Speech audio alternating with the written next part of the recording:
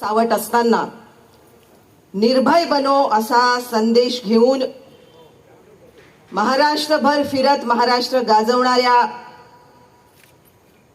ज्या सभा विश्वंभर चौधरी घेतायत ते विश्वंभर चौधरी, मॅक्स महाराष्ट्राचे किरण सोनावणेजी आणि ज्याचं तडफदार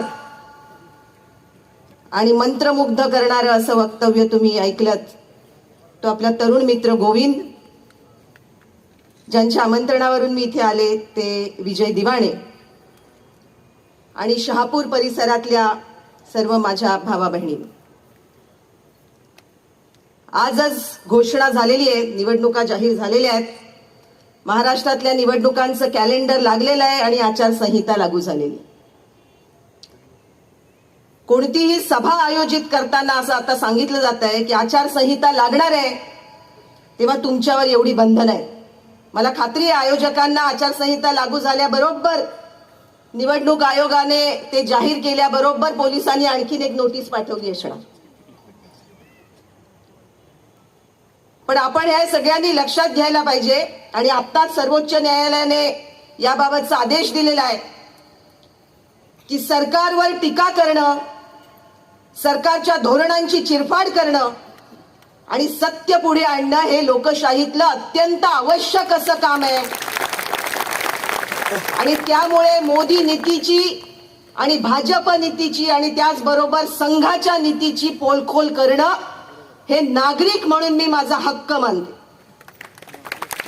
आणि त्या अधिकारातून आम्ही जागोजागी जातोय. मी जशी एका संघटनेची प्रतिनिधी आहे, रायगड जिल्ह्यात मी काम करते, कातकरी आदिवासींबरोबर शेतकऱ्यांबरोबर काम करते. पण या वर्षीच्या निवडणुकांमध्ये आमच्यासारख्या अनेक जनसंघटना आणि कार्यकर्ते थेट निवडणुकांमध्ये उतरलेले. आम्ही निवडणुकीला उभे नाहीत, आम्ही उमेदवार नाही, पण एक जबाबदारी घेऊन या निवडणुकीमध्ये उतरलोय आणि ती जबाबदारी डॉक्टर बाबासाहेब आंबेडकरांनी प्रत्येक नागरिकाच्या खांद्यावर दिलेली जबाबदारी. संविधानाच्या प्रास्ताविकेमधले पहिले 2 शब्द आहेत, आम्ही लोक, आम्ही भारताचे लोक, आणि ते तुम्ही आणि मी आहोत. बाबासाहेबांनी हा इशारा दिला होता की ज्यांना हे संविधान समर्पित आहे, आम्ही भारताचे लोक, ते जर आपली जबाबदारी विसरतील की संविधान चालवण्याची, संविधानाप्रमाणे कारभार चालतोय की नाही पाहण्याची आणि संविधानिक अंकुश आपल्या सरकारवर ठेवण्याची जबाबदारी जर नागरिक विसरतील तर हे संविधान राज्यकर्ते संपवल्याशिवाय राहणार नाहीत. आणि तो इशारा आज खरा ठरताना दिसतो. संविधान निश्चितच धोक्यात आहे. त्यांचे आमदार परवाच म्हणाले आम्हाला हवेत 400 पार.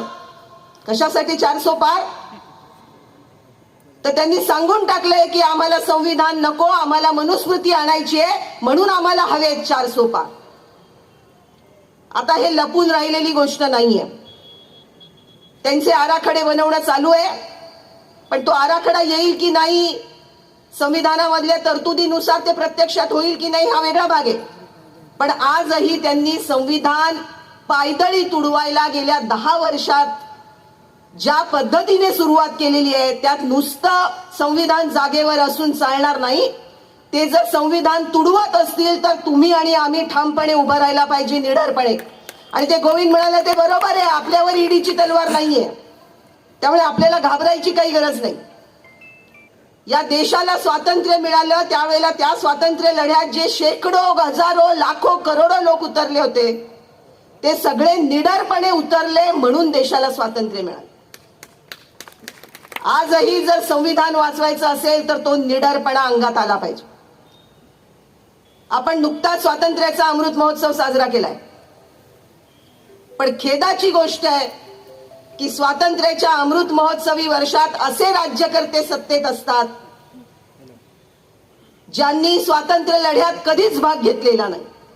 भारतीय जनता पक्ष नंतर आला, पण त्यांची जी मातृ संघटना आहे राष्ट्रीय स्वयंसेवक संघ, त्यांनी कधीही स्वातंत्र्य लढ्यात भाग घेतला नाही. त्यांना या देशाचं संविधान मान्य नव्हतं, त्यावेळेचे त्यांचे जे लेख छापून आलेले आहेत, त्यांच्या मुखपत्रात जे लिहिलं गेलंय त्यात त्यांनी उघडपणे मांडलंय की संविधान या मातीतलं नाही, ते बाहेरून आणलेलं आहे. मनुस्मृती या मातीतली आहे, त्यामुळे मनुस्मृतीप्रमाणे हा देश चालावा. आणि आज ते पुन्हा त्याचा उद्घोष करतायत. मनुस्मृती शिकवायला बनारस हिंदू विद्यापीठामध्ये सुरुवात झालेली आहे, तेव्हा त्याचं पुनरुज्जीवन चालू आहे. मी ज्या जिल्ह्यातून आले त्या रायगड जिल्ह्यात बाबासाहेबांनी मनुस्मृती जाळली होती आणि मनुस्मृती जाळून संविधान आणलं. तीच मनुस्मृती पुन्हा पुनरुज्जीवित केली जाते हे सांगून की ते या मातीतलं नाही. मग समतेचं मूल्य, न्यायाचं मूल्य, धर्मनिरपेक्षतेचं मूल्य, बंधुत्वाचं मूल्य हे सगळे जे संत मांडत होते ते काय होतं? याने इतके दाखले दिले संत तुकारामाचे, गाडगे महाराजांचे, ते काय सांगत होते? गाडगे बाबा जे सांगत होते तो वैज्ञानिक दृष्टिकोन हा संविधानाचा भाग आहे. सगळे संत सांगत होते की समता आणि एकमेकांवर प्रेम करा हाच खरा धर्म आहे. तोच संविधानाचा विचार आहे. न्याय मिळाला पाहिजे, अन्याय नको, हे जे मांडत होते. आणि छत्रपती शिवाजी महाराज जेव्हा लोकशाहीची चर्चा देखील पटलावर नव्हती तेव्हा रयतेचं राज्य आलं पाहिजे असं म्हणणारे छत्रपती शिवाजी महाराज याच भूमीतले आहेत. मग या सगळ्या उन्नत परंपरांची बीज संविधानात बाबासाहेब आणतात, तेव्हा ते संविधान कसं काय बाहेरचं ठरतं? पण या संघवाल्यांना आणि भाजपवाल्यांना मनुस्मृती यासाठी हवी आहे की त्यामुळे मुठभरांना सत्ता हातात घेता येते आणि करोडोंवर राज्य चालवता येतं. सगळ्या शूद्र अतिशूद्रांना तर इथे समानतेचा हक्क नव्हताच, शिक्षणाचा हक्क नव्हता, पण सर्व जाती समाजातल्या महिलांना कसलाही हक्क नव्हता. आणि संविधान येतं आणि असं म्हणतं की आता सगळे कायद्यासमोर समान. सर्व महिला पुरुषांना शिक्षणाचा हक्क आहे, रोजगाराचा हक्क आहे, संधी मिळण्याचा हक्क आहे आणि समानता, न्याय आणि बंधुता हे जोडून संविधान एक देशाचा संपूर्ण अनेक वर्षांचा आराखडा समोर उभा करतं. तो आराखडा हा आधुनिक वाटेकडे भारत देशाला नेणारा आराखडा असतो आणि ते नुसतं स्वप्न नसतं, तो रोड मॅप असतो. त्याच्यावरून कसं चालायचं हे सांगितलं जातं. पण ते कसं चालवायचं हे सांगितलेलं तत्व आपण अनेक जण गृहीत धरून चाललो. आपल्याला असं वाटलं की संविधान आहेच, ते कुठं जात आहे? तो आधार राहणारच आणि त्या आधारामध्ये आपण सगळेजण सुरक्षित आहोत.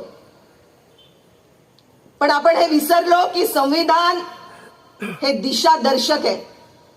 संविधान हा एक रस्ता आहे, पण कोणत्याच रस्त्याला स्वतःची पावलं नसतात. त्या रस्त्यावर चालावं लागतं ज्यांना चालायला सांगितलेलं असतं. आणि ते तुम्ही आम्ही आहोत. आपण जर त्या रस्त्यावरून चाललो नाही तर वाट पुढे सरणार नाही हे निश्चित. आणि त्यामुळे या संविधानाने दिलेली जबाबदारी घेऊन आम्ही उभे आहोत या निवडणुकीमध्ये. आणि अनेक चळवळी उभ्या राहिलेल्या आहेत. त्याच्यापैकी मी 2-3 चळवळींचं प्रतिनिधित्व करते आणि त्यांची प्रतिनिधी म्हणून इथे हजर आहे. त्यातली एक आहे भारत जोडो अभियान. राहुल गांधींनी जी यात्रा काढली भारत जोडो, त्यात आम्ही अनेक जण सहभागी झालो. ती यात्रा संपल्यानंतर आम्ही जमलो सगळे आणि विचार केला की आता यात्रा संपली पण पुढे काय. आणि सगळ्यांनी असा एकमुखाने देशामधल्या सर्व जन आंदोलनांनी, संघटनांच्या कार्यकर्त्यांनी, विचारवंतांनी, अभ्यासकांनी एकत्र येऊन निर्णय घेतला की 2024चं आव्हान समोर आहे. यात्रेमध्ये आपण सहभाग घेतला, पण यापुढे आता आपण सगळे जे एकत्र आलो आहे ते एकत्र काही पुढे प्रक्रिया चालवली पाहिजे आणि त्यातून भारत जोडो अभियान उभं राहील. पण त्या नावामुळे तुम्ही अशी शंका घेऊ नका की हे काँग्रेसने सुरू केलेलं पिल्लू आहे. नाही, भारत जोडो यात्रा जरूर राहुल गांधींनी काढली, पण त्याआधी अनेक वर्ष बाबा आमट्यांनी भारत जोडो यात्रा काढली होती जी देशभर गाजली होती. त्यामुळे भारत जोडो हा संदेश आहे आणि आजच्या घडीला तो अत्यंत महत्वाचा संदेश आहे. म्हणून ते शब्द घेऊन हे अभियान उभं राहिलं. पण या अभियानाचा कोणत्याही पक्षाशी थेट संबंध नाही. पण आमची भूमिका एक आहे की 2024 मध्ये भारतीय जनता पक्षाला सत्तेतून पाय उतार करणं आणि त्यासाठी जिथे जिथे जे जे बळ लावावं लागेल ते लावून उभं राहणं, त्यातला एक भाग ही आजची सभा आहे. असं मोहोळ उठवलंच पाहिजे, माहोल निर्माण केला पाहिजे, त्यांच्या मोदी नीतीची पोलखोल केली पाहिजे, त्यातला खोटेपणा पुढे आणला पाहिजे. पण त्याचबरोबर हे लक्षात घेतलं पाहिजे की निवडणुका फक्त वातावरण निर्मितीवर चालत नाही. निवडणुकामध्ये अनेक गुंतागुंती आहेत आणि भारतीय जनता पक्षाने त्या आणखीन वाढवलेल्या आहेत. आणि त्यामुळे त्यांना तोंड द्यायला उतरायचं असेल तर अशा सभा तर आवश्यक आहेतच, पण त्याबरोबर अनेक प्रक्रिया चालवाव्या लागतील आणि त्यातून काही आखणीबद्ध असं काम आम्ही महाराष्ट्रात आणि देशात करतोय. आपण भारत देशाचा नकाशा समोर आणा. भारत देशामध्ये दक्षिण संपूर्णपणे भाजप मुक्त आहे. दक्षिणेतली 5 राज्य आज भाजप मुक्त आहेत. पूर्वेचा संपूर्ण जो पट्टा आहे तो देखील भाजपच्या आहारी गेलेला नाही. गायपट्टा ज्याला म्हणतात तो गायपट्टा सोडता आणि काही निवडक राज्य वगळता अजूनही भारत देशामध्ये भारतीय जनता पक्षाला थेट आव्हान दिले जाईल अशा अनेक राज्यांमध्ये सरकार आहेत. तिथली जनता या विचारांची आहे. तेव्हा त्याच्या बळावर काही आखणी करून भारत देशातल्या 125 लोकसभा मतदारसंघामध्ये भारत जोडो अभियानचं आखणीबद्ध काम चालू आहे. आणि त्यात आम्ही असं नेहमी म्हणतो की निवडणुकीचं काम हे चांगल्या शेतकऱ्यासारखं काम आहे. आता इथे चांगले शेतकरी बसले आहेत, ते मक्त्याने करत असले तरी शेती करतात. पण शेतकऱ्यांना हे माहिती आहे की नुसतं बियाणं हवेत उडवलं आणि गेलं असं नाही जमत. कितीही चांगलं बियाणं असलं तरी तुम्ही उडवलं आणि गेलात तर ते बियाणं जमिनीत गेलं का नाही, ते रुजलं की नाही, त्याला अंकुर फुटले की नाही, त्याला खत हवंय का, त्याच्यावर कीड पडली तर काय करावं लागेल, फवारायला लागेल. शेतीचे सगळे टप्पे प्रत्येक शेतकरी स्त्री पुरुष जागेपणी पार पाडत असतात. तेव्हा शेतीतला सगळा जो काही येईल उपज ती कणगीपर्यंत घरात येते. ते शेवटच्या टप्प्यावर गुरांपासून, चोरांपासून, डुकरांपासून, मोरांपासून वाचवून कणगीपर्यंत आणावं लागतं. तेव्हा त्या सगळ्या टप्प्यावर काम करणं हे आत्ताच्या घडीला आवश्यक आहे. आणि म्हणून जे 125 मतदारसंघ देशभरात आणि महाराष्ट्रातले 18 लोकसभा मतदारसंघ त्यात ही आखणी चालू आहे. आणि त्यातला एक मतदारसंघ तुम्ही ज्या मतदारसंघात आहात तो भिवंडी लोकसभा मतदारसंघ सुद्धा आहे. तेव्हा मी इथून जाईन त्यानंतर मी विजय दिवाळ्यांकडे काही गोष्टी देऊन जाणार आहे. त्याच्यामध्ये एक फोन नंबर आहे, तो फोन नंबर तुम्ही जरूर घ्या आणि त्याच्यावर मिस्ड कॉल द्या. सभा संपल्यानंतर गोविंद भाऊ तुम्ही किती छान बोलले, ताई किती चांगल्या बोलल्या, विश्वंभर चौधरींनी तर सभाच गाजवली असं एकमेकांना सांगत परत जाऊ नका. माझा फोन चार्जिंगला गेलाय, तो डिस्चार्ज झालाय, मी सांगीन तो नंबर. त्या नंबरवर जरूर मिस्ड कॉल करा आणि जोडून घ्या. तुम्ही जिथे आहात तिथून जोडले जाऊ शकता. तुम्ही घरी बसल्या काही कामं करू शकता. तुम्ही तुमच्या गल्लीत, वस्तीत, गावात, वाड्यात, पाड्यात कुठे असाल तिथे काम करू शकता. आणि त्या कामाचे अनेक प्रकार आहेत. तेव्हा त्या प्रकारांना सामोरं आपल्याला जावं लागेल आणि त्यात तुम्ही निश्चितच नंतर जोडून घ्या. मी तुम्हाला नंतर टाकते.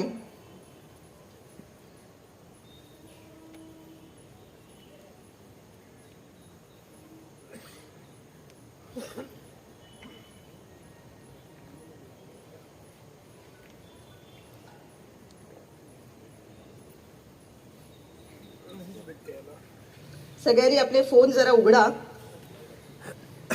आणि हा नंबर प्लीज सेव्ह करा. 98-280-58807. पुन्हा एकदा सांगते, 98-280-58807. असं आपण महाराष्ट्रभरामध्ये नागरिकांना आवाहन करतोय आणि प्रत्येकाला हे म्हणतोय की संविधानिक जबाबदारी अंगावर घ्या. काही लोक असं सांगतात की आम्ही राजकीय काम करत नाही, आम्ही राजकारणामध्ये नाही. पण नागरिक ही ओळखच राजकीय आहे. स्वातंत्र्य मिळायच्या आधी संविधान जन्माला येण्याच्या आधी आपण या देशातले फक्त व्यक्ती होतो, पण आता आपण या देशाचे नागरिक आहोत आणि नागरिक असणं ही ओळखच राजकीय ओळख आहे. आणि संविधान आपल्या सर्वांना समर्पित आहे, त्यामुळे आपल्या खांद्यावरचं राजकीय जबाबदारीचं ओझं आणखीन वाढतं. तेव्हा त्या जबाबदारीतून काही गोष्टी करायच्या आहेत. त्यामध्ये आम्ही कार्यशाळा घेतो कार्यकर्त्यांच्या, नागरिकांच्या, आणि इंडिया आघाडी जी आहे त्या आघाडीमध्ये जे सहभागी घटक पक्ष आहेत त्या पक्ष कार्यकर्त्यांच्या सुद्धा त्या वेगवेगळ्या प्रकारच्या आहेत. आणि त्याच्यातून काही आवाहन करतोय आणि बांधणी करतोय, कारण भाजपचं इलेक्शन मायक्रो मॅनेजमेंट प्रचंड आहे. ते इतके उलाढाली आणि हेराफेरी त्याच्यामध्ये करतायत. पण त्यातला एक मुद्दा मला ठसवायचा इथे आणि मुद्दाम मांडायचा आहे. आपल्या सगळ्यांच्या मनात ईव्हीएम बद्दल शंका असतील आणि सगळेजण असे म्हणतात की आता कुठंही मत टाकलं तरी ते भाजपलाच जातं, तर मग मतदानाला जायचं कशाला. ईव्हीएम बद्दलची आंदोलनं चालू आहेत. ईव्हीएम बद्दल निश्चितच शंका घ्यायला वाव आहे आणि त्यात ते हेराफेरी करतात. पण त्या हेराफेरी ते जे करतात ते बॅलेट पेपर बरोबर सुद्धा करू शकतात, हे लक्षात घ्या. त्यामुळे फक्त ईव्हीएम असेल तर आम्ही निवडणुकीला जाणार नाही असं तुम्ही म्हणत राहिलात तर ते भाजपच्या पथ्यावर पडणारी गोष्ट ही लक्षात घ्या. मतदानाची टक्केवारी प्रचंड वाढवणं आणि ते जे काही स्विंग देऊ शकतात ईव्हीएमच्या घोळामुळे ती फक्त 3 ते 5% आहे. त्याला प्रत्युत्तर द्यायचं असेल तर मतदानाची टक्केवारी प्रचंड वाढवणं आणि भाजप विरोधी मतदान जोरदार करणं हा त्याच्यावरचा ठोस उपाय आहे, लक्षात घ्या. तेव्हा त्या शंका मनातून काढून टाका. जिथं जाल तिथे सांगा मतदानाला गेलंच पाहिजे. मतदानाची टक्केवारी आपण वाढवायलाच हवी आणि त्या आधारे आम्ही अनेक गोष्टी करतोय. त्यातली जी पोलखोल करतोय त्यातल्या फक्त 2-3 गोष्टी मी तुम्हाला सांगणार आहेत. बाकीचं खूप मी एक पुस्तक आणलेलं आहे जे तिथे विक्रीला ठेवलेलं आहे. त्या पुस्तकाचं नाव आहे 2024 राज्य संविधानाचे की मनुस्मृतीचे, थेट सवाल. आणि त्याच्यामध्ये ह्या पोलखोल करणाऱ्या आणि आर्थिक नीतीच्या अनेक गोष्टी मांडल्या आहेत. पण ज्याची सतत जाहिरात मोदी, आपण टीव्ही लावला की तो आवाज ऐकायला यायला लागतो, रेडिओ लावला की आवाज ऐकायला यायला लागतो की कशी मोदींची गॅरंटी आहे. त्या मोदींच्या गॅरंटीची काही पोलखोल आता गोविंद भाऊने इथं केली. पण मोदींची खरी गॅरंटी ही कुछ भी ना करने की गॅरंटी, हे लक्षात घ्या. काहीच करणार नाहीत ते, नुसत्या घोषणा करतील. आपल्याला मराठीत एक खूप चांगली म्हण आहे, नाव सोनूबाई पुढचं बोलाच. आणि त्याला जोडून आम्ही म्हण पुढे चालवली आहे, नाव कमळाबाई हाती चिखलाचा गोळा. तर ते चिखल इकडे तिकडे उडवत चाललेले आहेत. नुसतं नाव कमळाबाई आहे पण त्यातून जे ते प्रचार करतायत त्या प्रचारामधला त्यांचा पहिला मुद्दा आहे आम्ही मोफत रेशन देतो. 80 कोटी लोकांना आम्ही मोफत रेशन देतो. मी सगळ्या पक्ष कार्यकर्त्यांना हा प्रश्न विचारते, 80 कोटी आकडा आला कुठून? कुठून आला आकडा?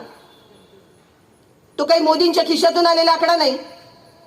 मोदी सत्तेत यायच्या आधी 2013 साली या देशात अन्न सुरक्षा कायदा झालेला आहे आणि त्या अन्न सुरक्षा कायद्याने जे ठरवले लाभार्थी त्याचा तो आकडा आहे 80 कोटी. त्या कायद्यामध्ये मोदींचा तीळभराचा सुद्धा वाटा नाही. तो कायदा हा त्यापूर्वीच्या सरकारने, युपीए सरकारने 2013 मध्ये आणलेला आहे. पण कायदा आधीच्या सरकारचा, फोटो मात्र मोदींचा. अशाच वेगवेगळ्या योजना चालू आहेत की आधीच्या सरकारांनी जे जे काही केलं त्याच्यावर स्वतःचा फोटो लावून त्याला फक्त एक नवी घोषणा देऊन त्यांनी त्याचं नवीन नूतनीकरण केलंय आणि त्याचं क्रेडिट पण स्वतःच घेतात. पण लक्षात ठेवा, मोफत धान्य हप्ता जरी वाटत असले ते मोफत धान्य 2 रुपयाने आणि 3 रुपयाने ज्यांना मिळत होतं त्यांचे आता 2 आणि 3 रुपये वाचवले जातात. खूप मोठा त्याच्यामध्ये त्यांनी वाचवलाय आणि भार उचललाय, अशातली गोष्ट नाही.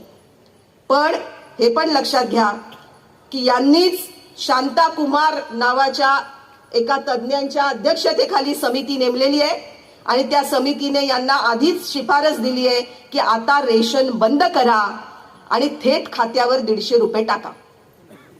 आणि ती शिफारस शांताकुमार समितीची मोदी सरकारने स्वीकारलेली आहे. फक्त आता निवडणुकीच्या तोंडावर रेशन बंद करणं हा अदबट्ट्याचा खेळ ठरेल म्हणून आता मोफत रेशन देणं चालू आहे.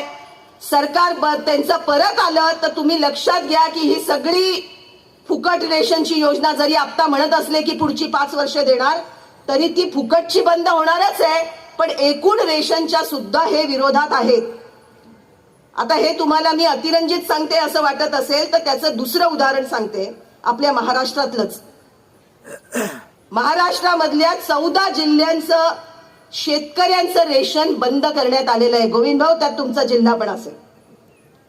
महाराष्ट्रातल्या मराठवाडा आणि विदर्भातले 14 जिल्हे जे शेतकरी आत्महत्याग्रस्त जिल्हे आहेत, त्या जिल्ह्यामध्ये महाविकास आघाडी सरकारने एक विशेष योजना सुरू केली, कारण शेतकरी तिथले अतिशय संकटात आहेत.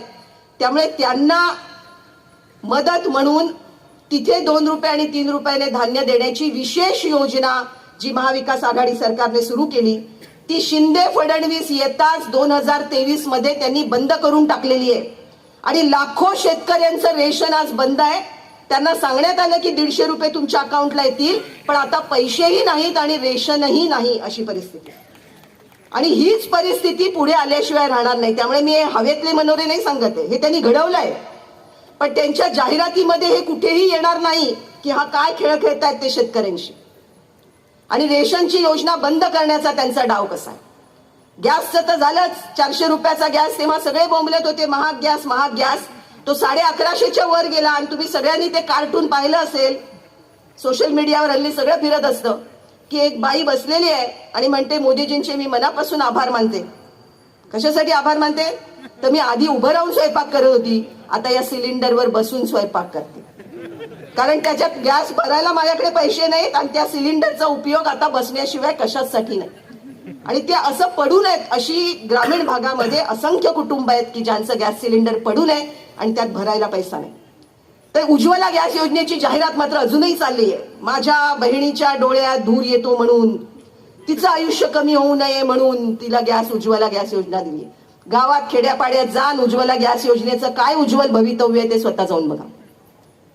आरोग्याच्या बाबतीत आपल्या शेजारच्या राज्यामध्ये मध्य प्रदेशात प्राथमिक आरोग्य केंद्र अंबानींना चालवायला दिली गेली आहेत. त्याचंही खासगीकरण सुरू आहे. कंपन्या तर हे चांगल्या चाललेल्या कंपन्या तोट्यात काढून त्याचं दिवाळं करून विकायला काढलं आणि खासगीकरण केलं, हे तर उघड आहे. पण शिक्षणाचं, आरोग्याचं, पाण्याचं, विजेचं खासगीकरण प्रचंड मोठ्या प्रमाणात चालू आहे. आणि सामान्य माणसाच्या, नागरिकांच्या सोयीच्या अशा अनेक गोष्टी या खासगी कंपन्यांच्या ताब्यात देऊन त्यांच्या नफेखोरीला वाव देणं सुरू आहे. कसला संकल्प घेऊन फिरतात ही संकल्प यात्रा विकसित भारताची.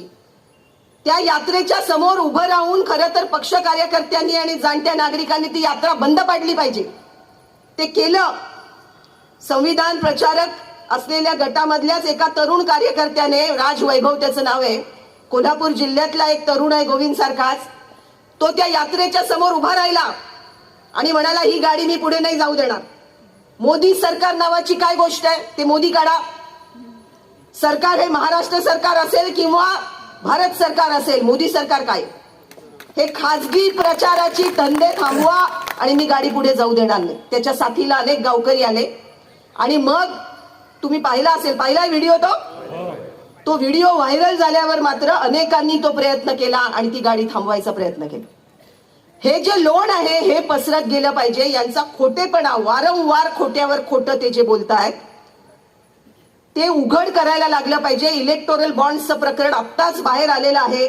त्यात त्यांनी कुणा नाही, कुठल्या कंपन्यांनी ते रोखे विकत घेतले आणि कोणाला काय धंदे मिळाले याची आकडेवारी बाहेर येते. हा उघड करोडो रुपयांचा भ्रष्टाचार आहे. म्हणजे आपल्याला एवढंच माहित होतं की काहीतरी लाच द्यायची आणि कॉन्ट्रॅक्ट मिळवायचं.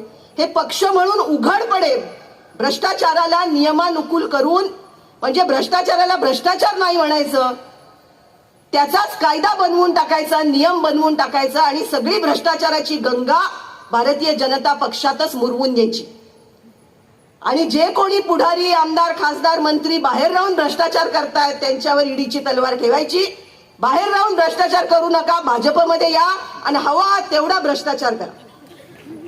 त्यामुळे भारतीय जनता पक्षाचं नाव आता आम्ही भ्रष्टाचारी जनता पक्ष असं ठेवलेलं आहे.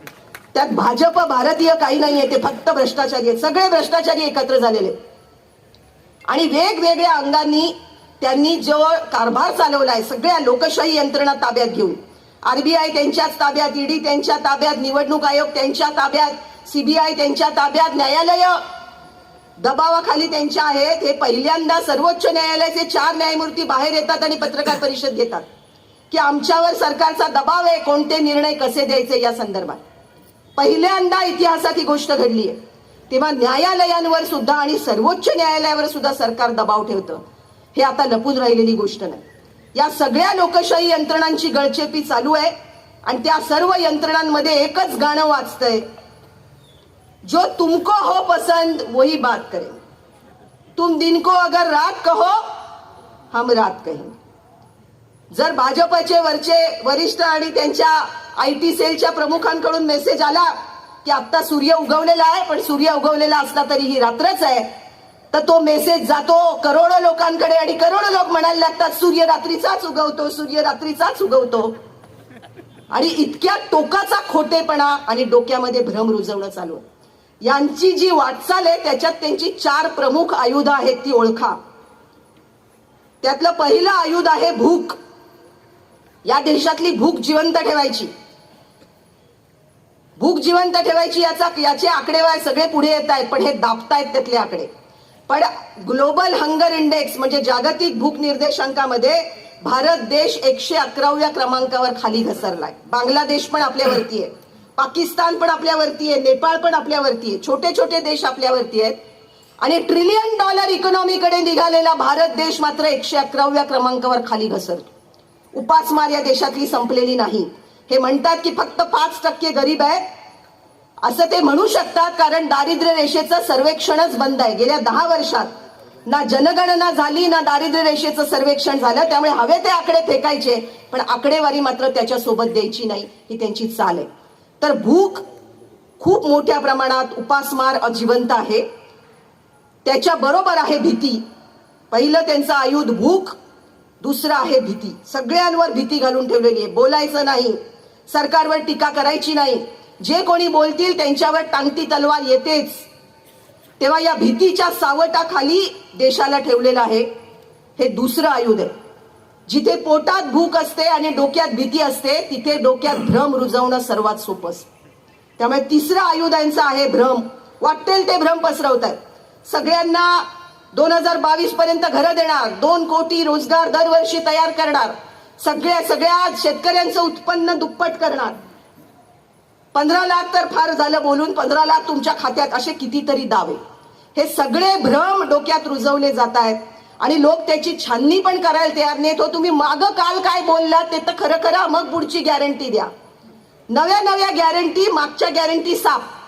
त्याच्यावर पण नवीन म्हण आता काढायला पाहिजे की मागची गॅरंटी साफ आणि पुढच्या गॅरंटीची वाट. दोन्ही गॅरंट्या खऱ्या नाहीत. तेव्हा भूक, भय आणि भ्रम हे तिन्ही चालू आहे. आणि चौथं त्यांचं आयुध आहे, ते आहे भेद.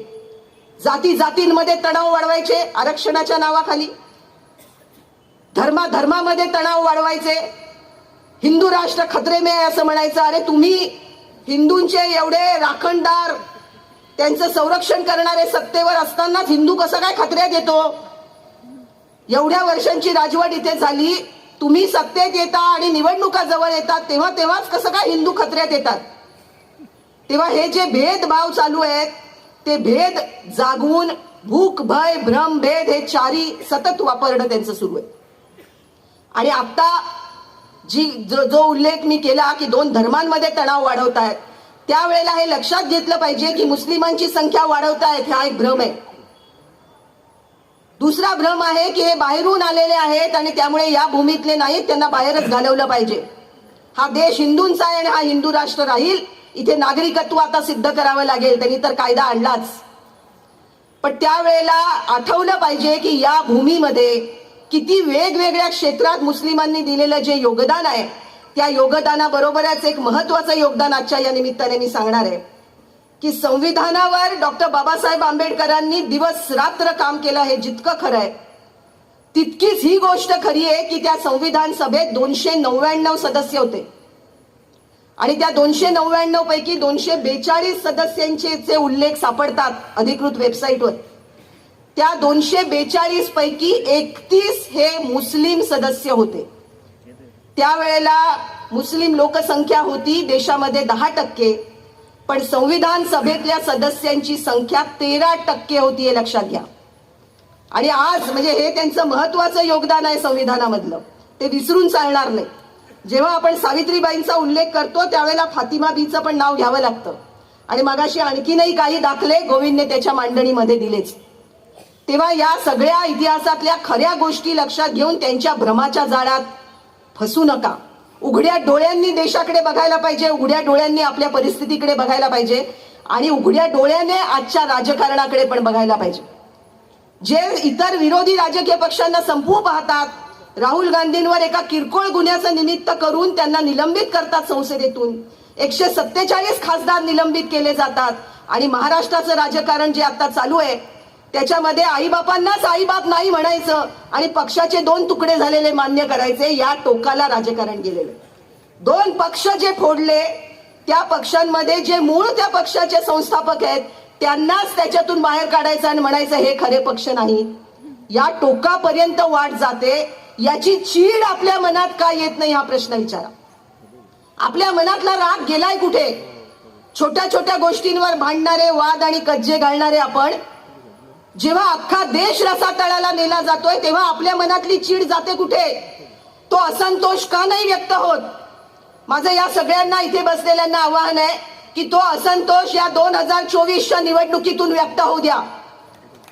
तो व्यक्त होताना मनातल्या छत्रपती शिवाजी महाराजांना आठवा, त्यांचं रयतेचं राज्य आठवा, महात्मा ज्योतिबा फुले आणि सावित्रीबाई आणि फातिमा बींचं योगदान आठवा, या भूमीमध्ये असलेली गंगा जमनी तहजीब आठवा, या भूमीमध्ये संत विचारांनी रोजवलेली जी बीज आहेत ती आठवा. आणि ते सगळं आपल्यामध्ये आहे हो. त्या सगळ्याचे आपण वारस आहोत. आपले आजे पणजे आणि आपले सगळे पूर्वज हे या परंपरेतून पुढे आलेले आहेत. उद्या आपली मुलं बाळं आपल्याला विचारतील की देश एवढा खड्ड्यात घातला गेला होता तेव्हा तुम्ही करत काय होता? आपल्याला अभिमानाने सांगता आलं पाहिजे की आम्ही जागे होतो, आम्ही उभे होतो जबाबदारी खांद्यावर घेऊन आणि आम्ही उतरलो निडरपणे. त्यासाठी निर्भय बनोचा मंच आहे, त्यासाठी भारत जोडो अभियान सुरू आहे. आणि अशा 8 आघाड्या महाराष्ट्रातल्या एकत्र येऊन आम्ही एकत्रित कॉल दिला आहे निर्धार महाराष्ट्राचा. आणि तो महाराष्ट्राचा निर्धार असा आहे की भाजपला 2024 मध्ये सत्तेतून पाय उतार केल्याशिवाय राहणार नाही, हा महाराष्ट्राचा निर्धार आहे. त्या निर्धारामध्ये सहभागी व्हा.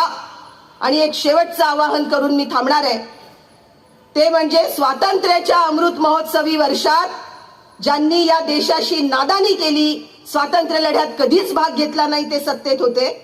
पण 2025 साल हे संविधानाचं अमृत महोत्सवी वर्ष आहे.